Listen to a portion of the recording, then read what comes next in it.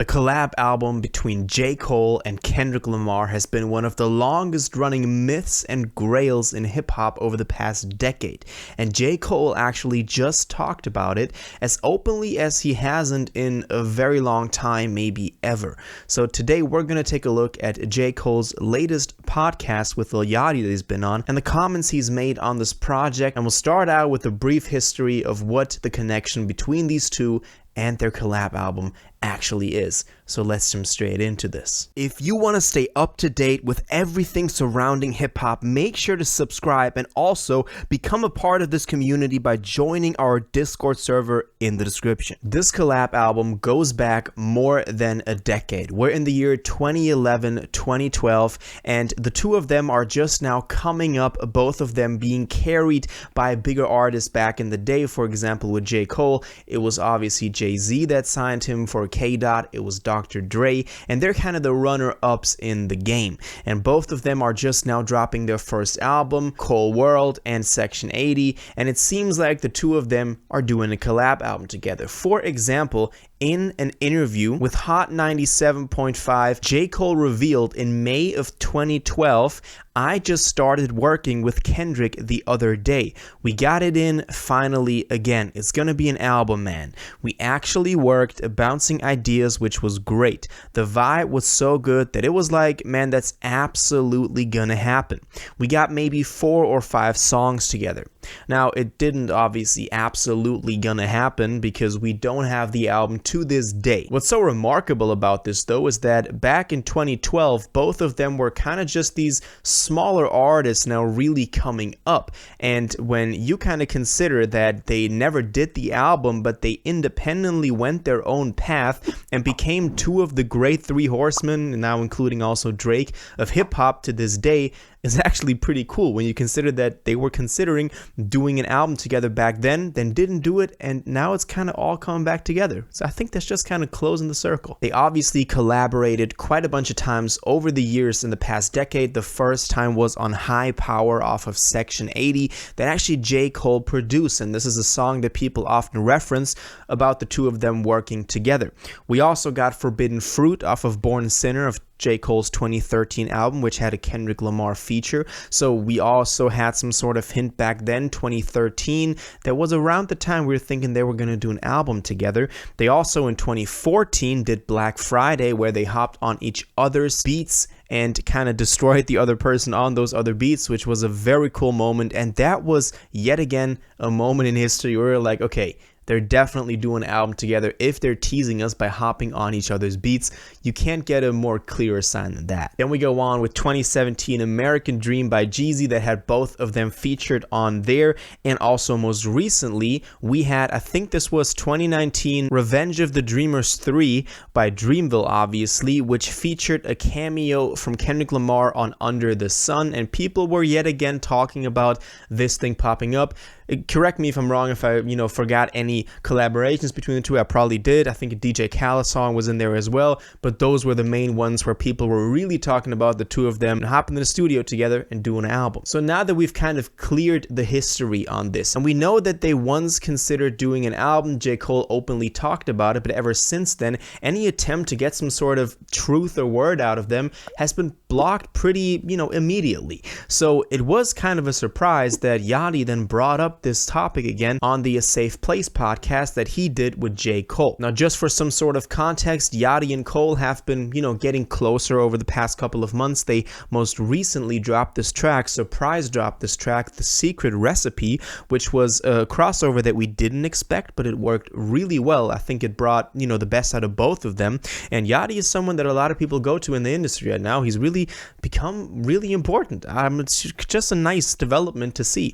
And J. Cole was on this podcast, A Safe Place, and Yachty asked him about this myth of the J. Cole and Kendrick Lamar collab project. And J. Cole went into an answer that I want to go through with y'all, and after that talk about what this actually means. So let's take a look at what Cole said. So Cole said, in a nutshell, Kendrick Lamar had pulled up on me at No ID spot after we was already building this relationship. And I had these beats at the time and I was playing them for him. Was that our first time linking High Power, one of them beats? High Power, already talked about that. There's a few beats, a gang of beats that I gave him. Some of them like maybe had a hook on them, a verse, this, that, and the third. So he took them, and in that moment we talked about, yo bro, we should do a project. At that time, he's not on like that, but I'm fucking with him. So this means that Kendrick wasn't as successful as he is right now and over the past decade, and J. Cole was still the bigger artist. He goes on to say, at one point it was a real thing, but bro, time and life, we ain't never got the chance to go in and do it correctly, because that would take time. For us to do something that's full of our potential, that meets our real potential, you're gonna need time, at least a year. When you got two successful artists with live and families, that's hard to do. We put it to bed years ago, but at one point in time, it was a real conversation for sure. And then he added to this, it's not like it's a ton of songs. It's not like it's some album sitting on a shelf somewhere. So this is pretty interesting. The most open conversation we've had with Cole about this album ever since 2012, I guess, because he's talking about the whole history of this, talking about giving beats to Kendrick, talking about how he wanted to put Kendrick on and give him a platform by doing a collab album.